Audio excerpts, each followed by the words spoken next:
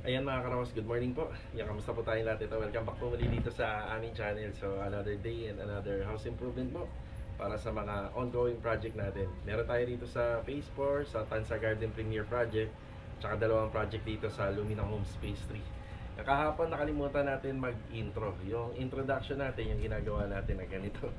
Yan na, habang nag-i-edit tayo, napansin natin na hindi nga pala tayo nakapag-intro. Ito mga karawas, samahan niyo po muli kami ngayong araw na to. Enjoy watching po. Let's go. Tara. Bali mga karawas, ang una natin pupuntahan ngayon yung project natin sa Phase 4 Lumina Homes. Yan, bibili muna ako ng mga materyales bago tayo pumunta rin. Pwede na rito para medyo malapit lang. Ang problema ko sa hardware na to, yung parking. Ayun, buti maluwag rito. Dito, sakto. Siya nga pala, hindi tayo nakabili ng materialis doon sa pinuntahan natin kanina sa may palengke. Dito tayo sa may Best Job Hardware, malapit sa Vista Mall. Ito yung mga binili natin. Yan, skim coat, Davis Pondo, at saka MSC semi-gloss na tool white. Yan, dadali natin sa project natin sa Phase 4. Tapos shoutout nga pala kay Sir Paul. Nakakwentuhan natin dito, may bahay din siya sa Phase 4 Lumina. Tara. Okay, dito na tayo sa Phase 4 Lumina Homes. Good morning sa client owner namin. Up, yeah.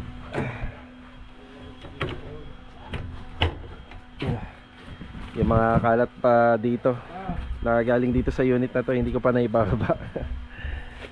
Tapos may dala tayong sako. Ba't ba kailangan ng sako? Para dito? Sa kalat? Ayan, yan, sakto ito. May dala ako. Good morning pala, Ricky. Good morning, boss. Good morning. Morning, boss. Yan na. Yan, pinapamasilyahan ko na po ito. Robert, morning. Hey. Morning. Morning. Louie, good morning, Louie. Good morning. Kakabitan ni Louie yung yung mga accessories dito, tsaka yung water closet. Kasi ito nga po pala yung nagawa ni Louie kahapon. Yan. Yun o. So, bali dito, pinalagyan ko na unang tiles. Yan, para less maintenance na. Pero pagdating dito, more on paint na lang po ito. Lahat yan, paint na po lahat yan. Kasi ito WPC. Tapos ito paint. Yan. Ang inaasikaso na ni Kuya Rigor, ito pong hamba. Sige, okay. Ayan, bali baka magkabit po ng aircon bukas or sa susunod na araw para dito sa dalawang kwarto. Nung kahapon, nung pumunta tayo kila Master Batang, ito yung mga tinutukoy ko na gagawin dito. Yung owning window, yan, dalawa. French type na sliding door po ito. Tapos French type na swing door. Tapos may screen door pa. Tapos dito rin, screen door. Tapos ito, sliding door sa TNB at saka yung aluminum cabinet. Yan, medyo marami. Ito yata yung row house na napakadaming project sa aluminum. So ito po yun, yung bahay na to. Tapos nabanggit, hindi ko yata nabanggit pati ito. Sliding door po ito. Sliding door din. Kasi medyo masikip na, kaya hindi na kaya ng swing door to. Baka tumama na po dun sa pinaka bed frame. Finish. Tapos ang pinapauna po natin dito, ayun na, inasikaso na ni Mot. Kasi dito ho kasi banda, mga karawas, ano po siya, dyan ilalagay yung mga condenser. Kapag may condenser na yan, napakahirap na po yung pinturahan. Primer lang to dito, boss? Ayan, pwede na yan, sige. Ayan, diretso mo na sa primer. So ito nga po pala sa labas, para syempre pagka natapos po yung masilya, may konting curing time yan. Hindi na po natin patatagalin ng mga ilang araw yan. Tapos kung pwede na, maganda naman yung panahon, diretso primer coat na. Ngayon kung sakaling kinakailangan na yung top coat, pwede naman. Makakalusot naman po yung kamay ng tao dun sa mga, sa mga condenser. Tapos ito yung ating gagamitin, no? MSC semi-gloss para dun sa interior. Pwede rin for exterior, tool white. So dito po natin gagamitin yan sa lahat ng part ng pader. Tapos ang finish ng cove ceiling is flat latex lang naman po yan, yung finish nya. Pinantay ni Robert talaga. Bakit ba natin pinapantay yan, Bert? para maganda. Tsaka pagka yung sa ano, sa bintana, tsaka yung sa cortina or Korean blinds, ang ganda niya tingnan. So ito nga po pala yung request, agarang request nila kahapon. Pre-provide ko po kagad. So ito po yun. So para maiwasan po natin na magkaroon ng kahit papaano disgrasya or aksidente. Kasi minsan yung tao sa ano lang po natungtong lang sa balde. Nakwento ko nga sa vlog ko, Rigor, yung nangyari kay Philip. Ano ba yun? Hagdanan or ano? O balde? Hagdan din. Pero medyo sira na pala yun. Tapos ang nangyari, na-outbalance siya. Kumapit siya rito, no kuya? Ngayon, ang bigat ni Kuya Philip, di nasira ho to. Pero wala naman nangyari sa kanya kasi ano lang to eh. Maano lang to, mababa. Si Louie. The Banyo King. Banyo King yan, Banyo King. Ano ba yun? Ano, okay na yan? Kompleto na? Okay na pala eh. Sige. Kompleto naman, may simento ka naman dito, di ba? Meron naman. Ayos. Ito naman yung susunod ko kasi kasuhin mo. Yung pintura naman ito. Bibiling ko na ito mamaya. Parang di ba, boss? Yung ginamit pa doon. Pareha lang naman. Cappuccino sa ano? Oo, maple. Ayun si Ricky, Pintor din pala si Ricky. Tama na yan. Ang daming talent ni Ricky. Oo.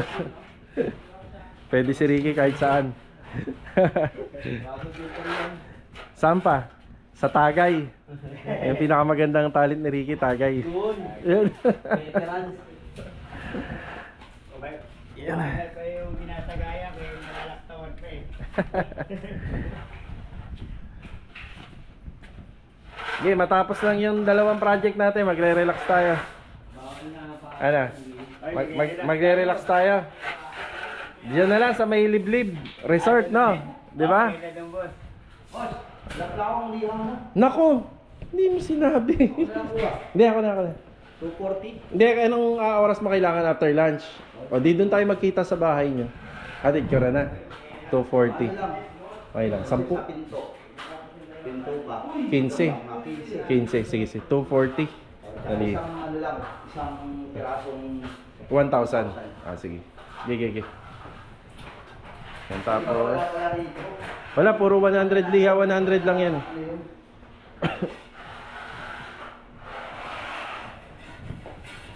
Maganda rin tong bahay na to kapag natapos.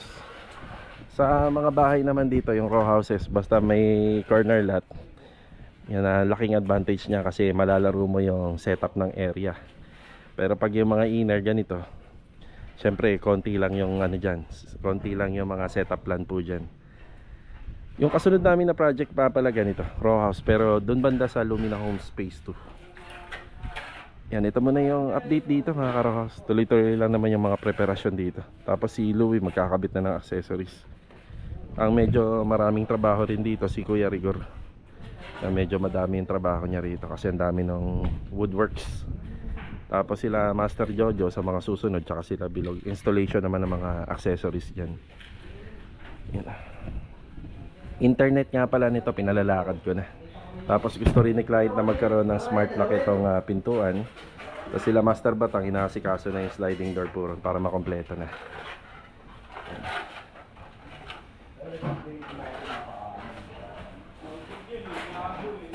Tara.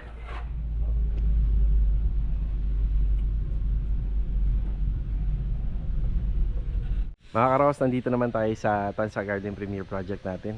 Ayan, good morning nga pala sa client owner natin.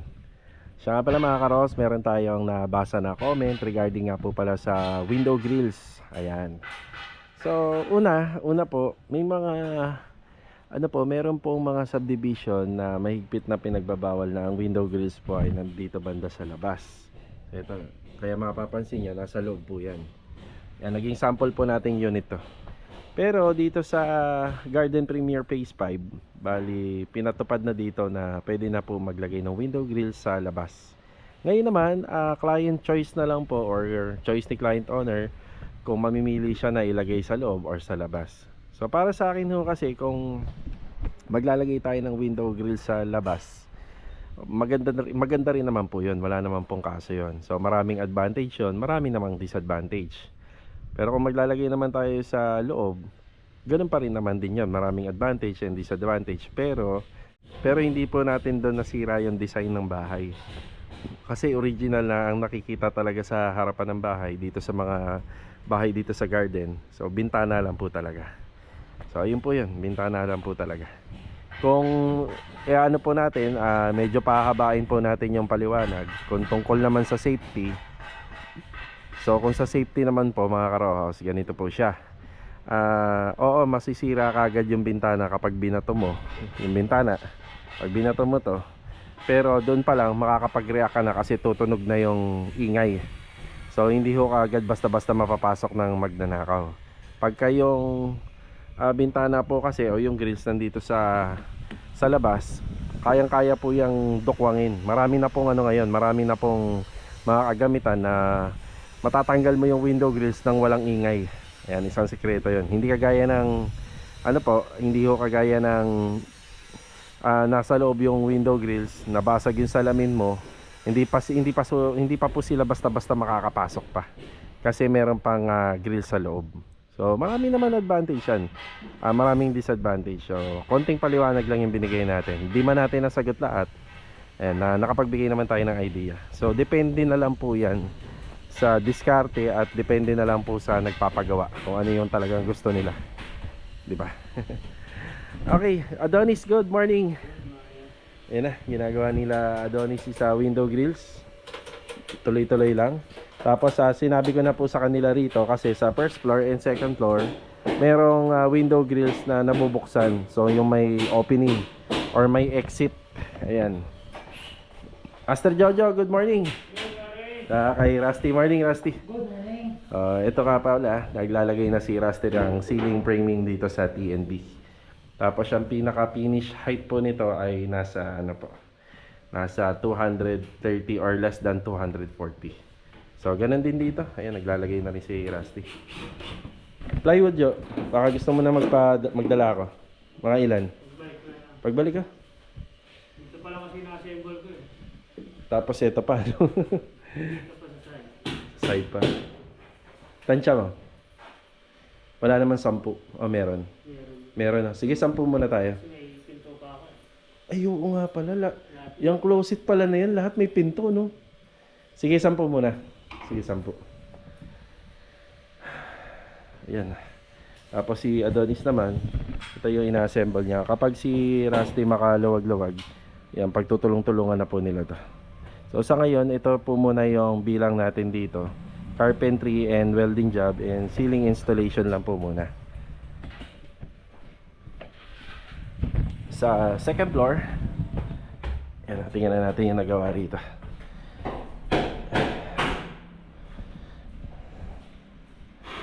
Yan, okay na to. Paint jobs na lang yan. Tapos syempre yung mga electrical works na lang. Tapos ito yung walk-in closet na pinagagawa natin sa carpentero natin na si Master Jojo. So may pintuan po talaga to mga karos. Pero nagpalagay pa po si client ng mga pinto doon sa lahat ng cabinet. Siguro may purpose sila. Isa rin sa nakikita ko baka meron silang alagang aso. Kasi nung nakaraan, nung ginagawa pa lang namin to, may dala-dala po silang aso. So may mga may-ari kasi ng bahay na yung aso hindi lang po sa labas pinag-i-stay, pati sa loob. So maganda rin na syempre kung may pinto, hindi rektang papasok yung balahibo ng aso dun sa closet. Pero kung ako nakatira rito, kahit wala na pong mga pintuan niya kasi medyo hassle eh. Kasi ito na nga yung purpose nun eh. Ito yung pinaka pintuan dito sa walk-in closet. Yan pa lang po yung nagagawa rito sa garden. Dito sa closet, walk-in closet dito sa Garden Premier project natin. Kabilaan pa po yan. Yung kabilaan pa. Tapos meron ding isang part ng bintana rito na may exit door. So hindi ko na tinuturo kung saan banda. Private na po yun. Basta meron dyan. Tapos dito naman po sa taas, ayun, naka-ready na nga pala yung para sa mga nito. Yung para sa risers. Yan, inuumpisa na rin po nila. Wow, sarap ng hangin. Yan. Tapos dito hindi na tayo maglalagay ng grills kasi ano naman eh. Third floor na po ito. Ito lang yung lalagyan natin. Yan na. Tapos meron din dito syempre bukod na ito nga, bukod na may grills. Nag-iisa kasi medyo mababa na po yan. Tapos ito, window. Lalagyan na natin ng bintana ito. Natin kagad ng bintana. Baka kasi mag-ulan-ulan na pumasok ang tubig. Yung tungkol nga pala mga karo sa tiles. Ito, ipapatiles ni client po ito, pati yung dito sa baba. Baka ito na yata yung gagamitin, yung 40 by 40. Bali, hindi pa ho kami nagkakasundo or hindi pa ho kami, wala pa kami masyadong pinag-uusapan tungkol po dito sa presyo nun sa tiles. Yan, bali, malinis naman na. Ay, pagbalik nila client owner, baka mapag-usapan na po namin. Yan, para madala ko na rito yung mga materyales at mapaumpisahan na. Baka siguro ano na to, kahit na medyo mahuli na po yan. Sa nga pala, pagpunta po rito ng mga pintor, ang uunahin po nila rito yung exterior. So yan yung buong exterior. Yan ang una nilang bibigyan ng preparasyon hanggang dun sa gilid, sa may corner area. Para kung sakaling tag-ulan po mga karo, at least kahit papaano na siya. May preparasyon na siya, may primer na, may top coat na. Ito na lang yung aasikasuhin natin. So sa paintworks po, ang ginagawa po namin hanggang sa malagyan ng first coating na top coat para yung primer at saka yung masilya protektado na. Ngayon kahit na tumagal po ng ilang buwan yun na hanggang sa matapos yung project, saka na lang po i-double coat or apply ng top coat kapag top coat finish kapag tapos na. Ito muna yung update dito sa sa garden. Yan na. Magdadala tayo ng rito ng plywood materials. Yan, mamaya babalik po tayo mamayang hapon gamit ito si Mulong. Nandito naman tayo sa ELC Hardware dito sa May Carissa. Ito yung pinabili ni Kuya Rigor, liha at saka paint thinner. Yan, pupuntahan na lang natin siya sa bahay nila mamaya. Pag break time iaabot ko to. Tapos syempre pagpasok niya papuntang phase 4 after break time, dala-dala niya na para hindi na tayo pabalik-balik.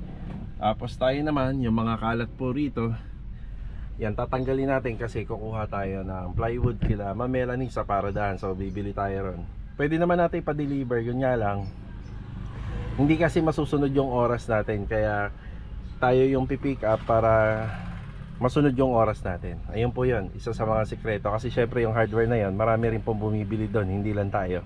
Syempre, kapag kailangan na po agad-agadan yung materyales, tayo na po yung kumuha. Kasi pagka sa kanila, hindi natin masasabi kung anong oras i-deliver. Kaya lamang may sasakyan. Kumakain pala ako ng ice cream mga karawas. Kain po tayo. Init ng panahon. Tara. Ay grabe mga karawas, tirik na tirik yung araw. Ito, kakatapos na natin na mananghalian. Pupunta muna tayo ng ngayon, ng hardware. Bibili tayo ng 20 meters na flexible hose para sa wiring. Tapos magbibigay na rin muna ako ng update dito sa bagong project natin sa phase 3. Yan, pagkatapos nun, diretso tayo kay Ma'am Melanie Hardware para pick upin po yung mga plywood at dadali natin sa garden. Tara. Yan, minimetro lang yung flexible. Tapos binayaran na rin natin yung ilan sa mga kinuha ng tropa rito. Yan, para dito sa dalawang project natin sa phase 3. Yan, minsan kasi sila na lang yung pinakukuha ko pagka wala tayo. Ayun. Okay. Salamat. Thank you po.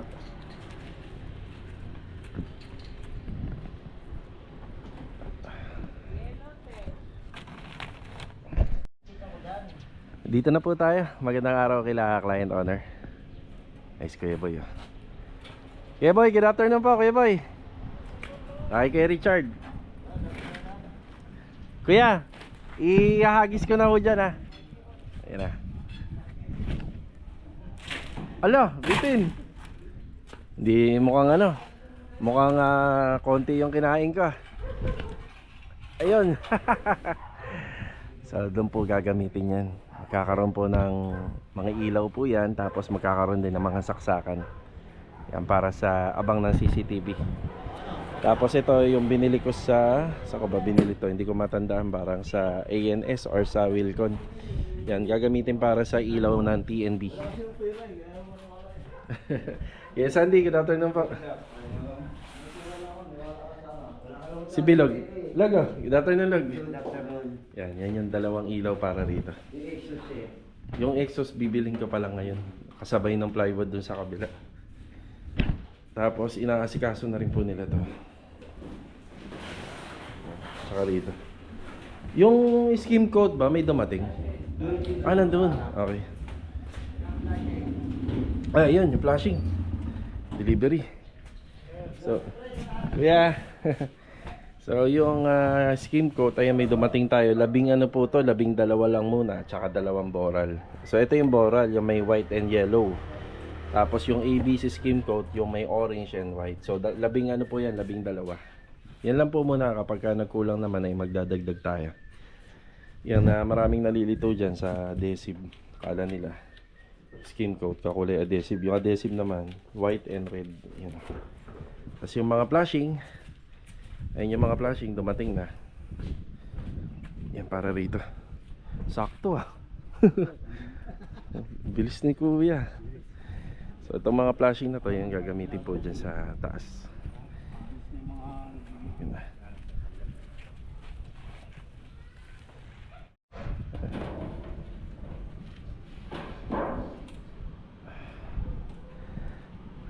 Nakapagkabit na nga rin pala sila ng fence grills dito. Yun. So ang layout nito yung ano po siya, PVC planks. Halos lahat na nagiging project namin ngayon gusto ng mga nagpapagawa, may-ari ng bahay, naka PVC planks. Pati yung gate. Yan.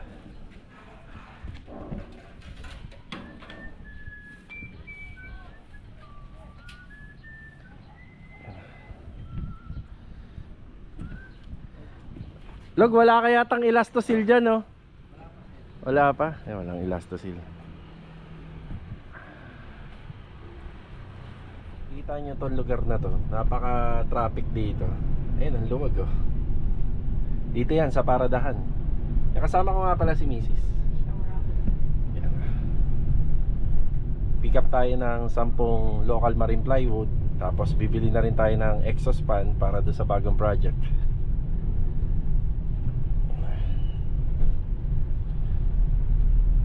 Saan tayo bumibili ng ng mga maramihang supply ng sa hardware materials dito yan, no? Kay Ma'am Melanie Hardware. Yan, no? Pag umorder ka ng bultuhan dito, makakatipid ka ng mga 2 to 3 na 2 to 3,000. 'Di ba? Malaking bagay na rin 'yan. Tapos may mga freebies pa 'yan, syempre.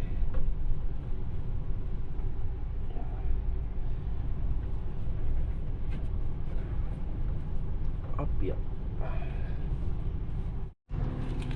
Dito na tayo sa loob ng hardware. Okay, kakarga na ni Kuya Neil. Ang problema natin ngayon ay aapat na lang yung available. Meron daw unang bumili kanina na wala daw sa isip ni Ma'am Melanie na kung may matitira pa. So sayang yung biyahe po natin, no? Kasi sa taas din ng gasolina ngayon. Makarga po sana natin lahat ng bibilhin natin. Yun nga lang, 4 lang. Ayun, oh. 4 lang. So ito po yan. Tapos yung pinadeliver ko nga po palang na skim coat. Ano pala yun? 12 lang. 13 peraso pala yun. Ayan, 13 at saka 2 boral. Ayun, oh.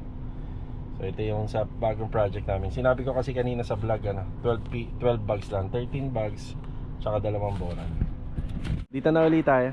Yan, bali 4 na plywood lang. Bukas na yung iba at hindi pa available. Tapos ito yung exhaust fan para sa pastry. Naitabi niyo ba yung ibang mga bintana dun? Ibabalik lang pala yun, sabi ni ma'am. Ay, yun doon? Oo. Yung tatlo? Oo, yung 3. Nandun din ba sa taas? Sige. Okay.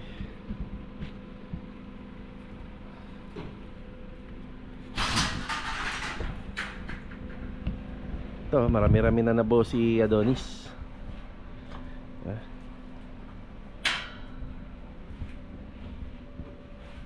Jo, 4 lang siya. Naibenta ni Ma'am Melanie sa iba eh. Bukas na yung 6.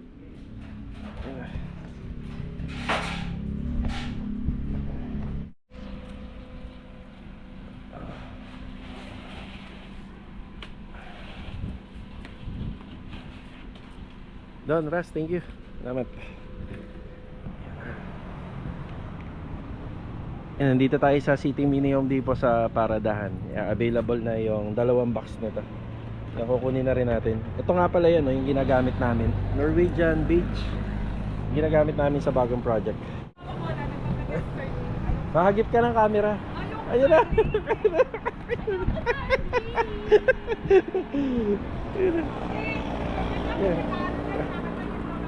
Against the light, di ka masyadong kita. Ayan, ito kita ka na. Okay na po, kompleto na. Yung 2 box pa ng Deco Stone para sa bagong project sa Phase 3, Lumina. Yan, pupuntahan naman po natin sila Master Dindo. Kamustahin natin yung gawa nila ron. Ayan, nandito na ulit tayo. Ayan na, makukompleto na ni Kuya Richard yung tiles dito po gamit ang Deco Stone. Yan, gaganda na yung bahay nila client. Yan.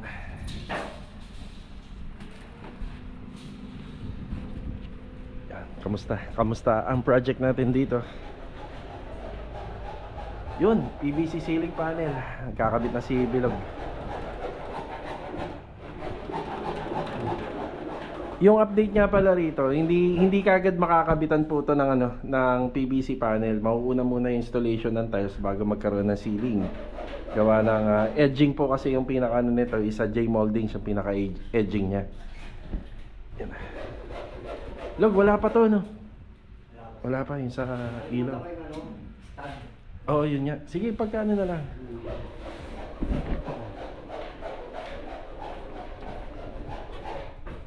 Update naman dito sa taas. Yan, kamusta to? Yan, wala pang flashing. Yan, bali inuna muna nila yung ceiling panel. Yan, flashing na lang to. Yan, nagdagdag na po kami ng rito. Yan, nagdagdag kami ng asintada kasi medyo mababa pa. Yan.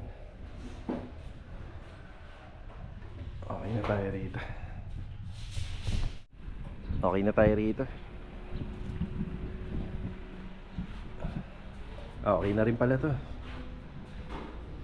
Yan, inaayos na lang yung palitada. Ayan dito.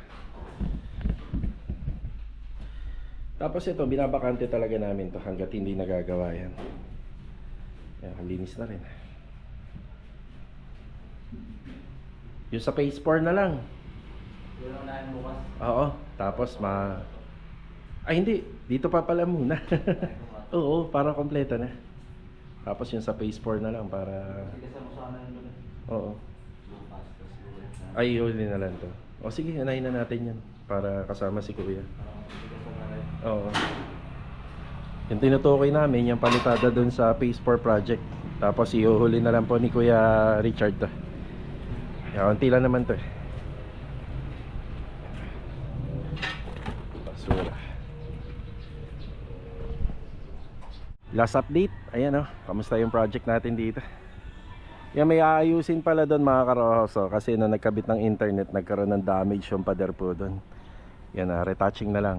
Kaya nga sa renovation namin, pinapakabit na po kagad natin yan. Ano man yung masisira or madadamage po ng mga installer, maayos pa natin habang nagre-renovate. Poy, good afternoon Poy. Uy, linis na. Uy, Louie, nandito ka pala. Good afternoon Louie. Nabati ka na. Ay, tapos na pala si Louie rin. Ay, naglilinis na lang si Louie. Vi, yung ano pala natin, ikaw gagawa ha. Ayan, mga grout.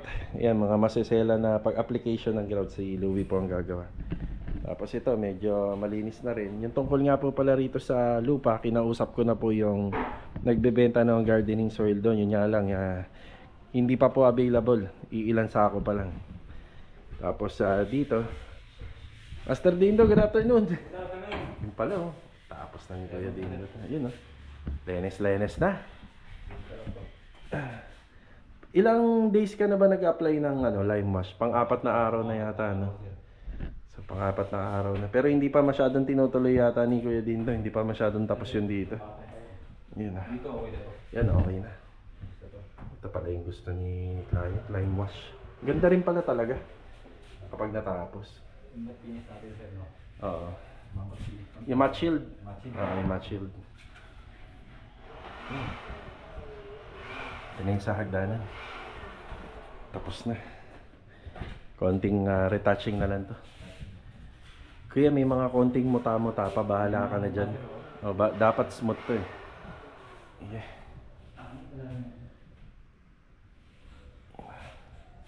Yung update nga pala sa cabinet, sinisimula na nila Master Bata ngayon, inuumpisa na. Ayun yung gamit nila client. Inuumpisa na siguro, bigyan lang po natin sila ng mga 5 days. Halos tapos na nila to. Bali tayo naman may allowance pa na 6 days. Yan, puro linis na lang po ito yung ginagawa. Yan, nandito na rin si Louie. Tapos yung tungkol nga pala rito sa sa storage tank, nagkasakit po si Sir Mark, si Sir Dan Mark, nagkatrangkaso. So kapag ka medyo okay na, yan, papakabit na po kagad natin to. Yan. Ayos. Ayun na. Uy, may ayuda. Magkano? Mataginting na 287 pesos para sa bill ng Prime Water. Ano po to? Yung bill na to is a regular bill or ito talaga whether na ginamit mo or hindi. Ito po yan. Yan. Yan, hanggang dito na lang po muna yung vlog natin mga karos ngayong araw po. So kita-kita na lang po ulit tayo for the next video. And God bless po sa ating lahat. Ito paalam po muna. Tara.